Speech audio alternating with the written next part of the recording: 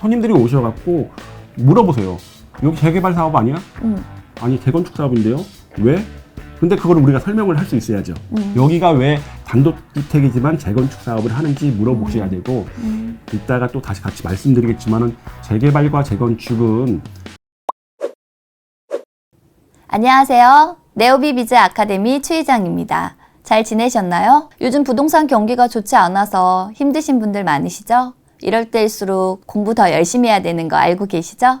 제가 여러분들을 대신해서 더 엣지 있는 질문 많이 할 테니까요. 채널 고정해 주시고요. 네오비 좋아요, 구독, 알림 설정 부탁드립니다. 오늘은 재개발, 재건축 전문가이신 민경환 대표님 모셨는데요. 대표님, 우선 자기소개 부탁드립니다. 안녕하십니까. 네오비 73기 수료했고요. 지금은 대전에서 재개발, 재건축 구역에서 열심히 중개업을 하고 있습니다. 거의 저 같은 경우는 거의 재개발 재건축에만 올인했다 보니까 다른 것보다 재개발 재건축에서는 좀 자신이 있습니다. 그래서 이렇게 불러주셔서 너무 감사합니다. 저 또한 영광입니다. 정비 사업의 종류에 대해서 많은 분들이 좀 궁금해 하시는데요.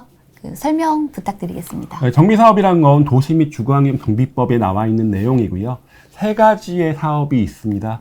첫 번째는 주거환경 개선 사업인데요. 극히 열악한 그리고 도시 저소득층이 밀집되어 있는 곳을 새로운 아파트를 만들어주는 게 주거환경 개선 사업이고, 재개발 사업 같은 경우는 일반적인 주거지역에 기반시설이 열악한 곳을 주거환경을 개선시켜주는 게 재개발 사업이고요. 재건축 사업 같은 경우는 공동주택이 있는 곳에 기반시설이 괜찮은 공동주택을 새로운 아파트를 만드는 게 재건축 사업이라고 보시면 될 것 같습니다. 불인이들도 그렇고 재개발, 재건축 그 용어 자체가 좀 힘들다 보니까 잘 와닿지 않는 분들 많으시거든요. 오늘 그 차이에 대해서 좀 설명해 주시겠어요? 아무래도 공동주택을 만든다는 것은 거의 비슷합니다. 네. 그럼 재개발 같은 경우는 우리 공법에서 배웠다시피 정비 기반시설이 열악한 지역의 주거 환경을 개선하거나 네. 아니면 상업지역과 공업지역에서 도시기능 회복, 아니면 상권 활성화를 위한 도시 환경을 개선하는 사업인데요. 재건축 같은 경우는 이제 정비 기반시설이 양호한 곳에 네. 공동주택을 주거 환경을 개선시켜주기 위한 사업입니다. 두 가지 사업은 거의 비슷하다고 보시면 됩니다. 단순히 이제 어디에서 펼쳐지느냐에 따라 갖고 다른 사업이라고 보시면 될 것 같습니다. 네. 그럼 대표님, 재개발 같은 경우는 그 상업지까지 모두 그 열악한 환경들을 다 허물고 다시 짓는 걸로 알고 네. 있고, 재건축 같은 경우는 좀 양호하지만 시설이 좀 낡은 주택들만 이렇게 허물어가지고 그 부분만 개선하는 사업으로 알고 있어요. 맞아요? 어떻게 보면 맞기도 하고 조금 약간 다르기도 한데요. 네. 아무래도 재건축 사업 같은 경우는 이제 공동주택 안에서만 펼쳐지다 보니까 이미 인근에 뭐 도로도 좋고 뭐 공원도 있고 하다 보니까 거기만 이제 아파트를 거의 만드는 경우가 많고, 재개발 같은 경우는 이제 그런 게 없잖아요. 도로가 없어. 공원도 없어. 주차장도 없어. 그러다 보니까 도로도 넓혀야 돼. 공원도 넣어야 돼. 하다 보니까 그런 좀 차이가 좀 있는 것으로 보입니다. 네. 그럼 예를 들면 그 방배동 같은 경우는 지금 단독주택 위주로 되어 있기 때문에 그 재개발로 들어가야 되는데 왜 그곳은 지금 재건축을 하고 있는 거죠? 지금은 법이 바뀌었는데요. 예전에는 단독주택 재건축 사업이 있었습니다. 그러니까 지금은 재건축이라고 하면 기반시설이 양호한 구역에 공동주택에서 하는 게 재건축이거든요. 그 당시에는 기반시설이 양호한 지역에서 하는 단독주택 재건축이 있었습니다. 근데 지금 방배동 같은 경우도 많이 있고요. 지금 대전 같은 경우도 그런 데가 꽤 많거든요. 네. 그럼 손님들이 오셔갖고 물어보세요. 여기 재개발 사업 아니야? 아니 재건축 사업인데요. 왜? 근데 그걸 우리가 설명을 할 수 있어야죠. 여기가 왜 단독주택이지만 재건축 사업을 하는지 물어보셔야 되고, 이따가 또 다시 같이 말씀드리겠지만은 재개발과 재건축은 분양 대상자가 다릅니다. 그러니까 중개함에 있어서 꼭 신경 쓰셔야 되는 부분이라고 봅니다. 지금 현재 저희가 좀 관심 가져야 할 정비 사업 어떤 게 있을까요? 서울만 좀 따로 띄워놓고 한번 보겠습니다. 현재 신속 통합기획으로 서울에서 굉장히 많은 구역들이 지금 이루어지고 있어요. 네, 신통. 신통 같은 경우는 잘 진행이 안 되던 곳들이 그 공공기획이라는 이름으로 지금 하고 있거든요. 네. 근데 굉장히 좀 빠르게 되는 것 같고, 물론 뭐 구역마다 불만이 있을 수는 있을 것 같은데 상당히 빠르게 되어 있다 보니까 신속 통합기획은 거의 지금 구마다 한두 개씩은 있습니다. 그러니까 관심 갖는 게 좋을 것 같고요. 두 번째는 모아주택, 모아타운이죠. 네. 모아타운 같은 경우가 이번에 시행령이 바뀌었습니다. 그러다 보니까 예전에는 최대 2만 제곱미터, 모아타운 같은 경우는 가로주택 정비 사업을 하는 거예요. 그러니까 규모가 작을 수밖에 없죠. 네. 근데 모아타운으로 딱 지정이 되면 2만 제곱미터까지 할 수 있었어요. 그럼 아파트가 좀 더 많이 늘어나겠죠? 근데 이번에 시행령이 개정되면서 4만 제곱미터로 바뀌었습니다. 그렇다면 지금까지는 모아타운이 워낙에 소규모다 보니까 인기가 좀 적었는데요. 4만 제곱미터로 늘어나게 된다면 이제 관심을 좀 가져봐도 되지 않을까 생각이 됩니다. 네, 2배나 커졌는데. 2배나 커졌습니다. 그렇죠. 재개발, 재건축 그 중개할 때 공인중개사가 손님들한테 가장 많이 받는 질문 이제 저희가 5가지를 뽑아보았는데요.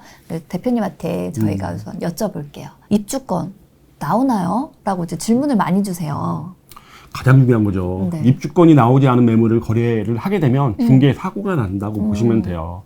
근데 이 입주권에 대해서는 도시 및 주거환경 경비법이 아니라 각 자기가 중개를 하고 있는 지자체의 조례에 나와 있습니다. 네.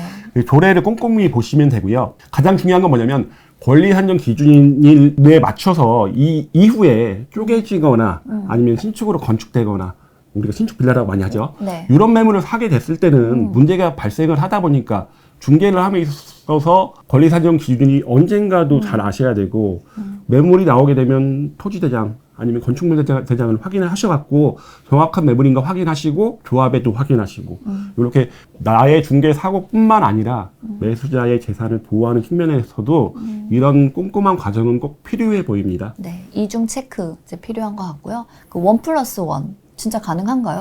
1+1이 현재는 좀 인기가 없어요. 예전에 인기가 굉장히 많았습니다. 막 주택 가격이 막 상승하면서 굉장히 인기가 많았었는데 지금은 종부세 이런 부분 때문에 좀 인기가 좀 없는 편입니다. 근데 받을 수 있는 기준은 명확하게 도시 및 주거환경 정비법 76조 1항 7호 라목에 나와 있습니다.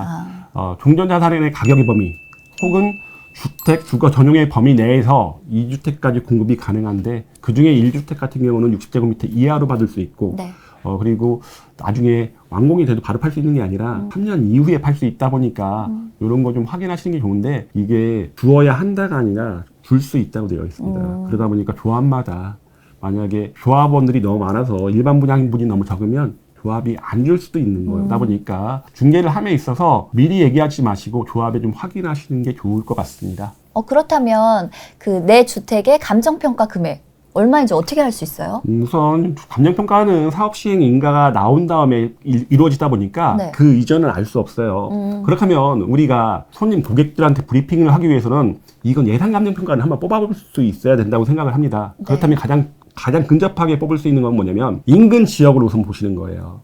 인근 지역의 감정평가가 이루어지고 통지가 된 곳들은 감정평가가 나왔다 보니까 면적 아니면 비슷한 크기 요거하고 비교해서 우리가 고객들한테 예상 감정평가는 이 정도로 나올 수도 있을 것 같습니다. 이렇게 설명드리는 게 좋을 것 같고요. 감정평가가 나온 다음에 정확한 프리미엄이 결정이 되잖아요. 네. 그러다 보니까 요 시기에 거래가 좀 많이 이루어지는 편입니다. 예를 들어 감정평가가 높게 나올 것 같은 것들 이런 것 같은 경우는 매수자가 막 달려들겠죠. 근데 감정평가가 낮게 나올 것 같아. 그럼 매도자는 빨리 팔고 싶겠죠. 네. 정확한 프리미엄이 결정되기 전에. 그리고 이제 자녀들한테 사주고 싶다라고 이제 말씀해 주시는 분들이 있어요. 그러니까 증여랑 비교해서 이 부분 어떻게 생각하세요? 아무래도 자녀분들한테 아파트를 사주고 싶겠죠. 재개발은 시간이 오래 걸리니까. 하지만 워낙에 큰 목돈이 들어가잖아요. 그러면 증여세도 많이 내셔야 되고. 그러면 조금 적은 금액, 증여, 세금에 대한 조금 부담을 덜고, 그리고 나중에 아파트로 이루어질 곳을 사주는 것도 굉장히 좋은 방법이고, 저희도 고객분들한테 상당히 그런 부분에 대해서 많이 적극적으로 얘기를 하고 있습니다. 그러면 그런 분들도 입지가 좀 괜찮은 곳들, 내 자녀가 여기서 나중에 아파트로 만들어지면 살았으면 좋겠어. 굉장히 많이 사주는 편인데요. 증여를 함에 있어서 굉장히 좀 부담이 적어서 재개발, 재건축 구역에 있는 분들은 그렇게 고객분들한테 많이 어필하시면 좋지 않을까 그런 생각이 듭니다. 네, 시간이 이제 지남에 따라서 아파트가 이제 받을 확률이 크니까. 그렇죠. 85제곱미터 그 초과 분량을 받을 수 있나요? 라고 질문을 주셨어요. 우선적으로 이거는 감정평가 기준으로 이후는 감정평가 금액이 나왔다 보니까 순위가 정해지잖아요. 네. 그러면 이후는 우리가 판단을 해보는 거죠. 감정평가 금액을 딱 봐서 100개가 만들어져요. 8호 초과가. 신청할 사람이 많을 것 같아. 그러면 감정평가 큰 순부터 해갖고 100명을 자르거든요. 네. 그럼 그 순위 안에 들어가 있는 매물을 매수자한테 권해드리면 되고. 근데 문제는 뭐냐면 감정평가가 안 나왔어요. 이러면 어떻게 우리가 알 수 있냐? 그쵸. 예, 그럼 공동주택 가격이라든가 아니면 공시지가, 그 개별주택 가격들을 비교해 보는 거죠. 그래서 우리가 봤을 때 요 정도면 100위 안에 들어갈 것 같아. 이런 거를 적극적으로 권해줘야겠죠. 근데 권해주면서도 꼭 확실한 물건을 좀 권해주는 게 좋아요. 그러니까 우리가 봤을 때 100등 안팎? 막 이렇게 막 간당간당한 거보다는 조금 위에 거 하면 비싸지만은 조금 더 이게 가격이 나가겠지만은 이게 불안하지 않게. 확실합니다. 이렇게 하는 게 좋겠죠.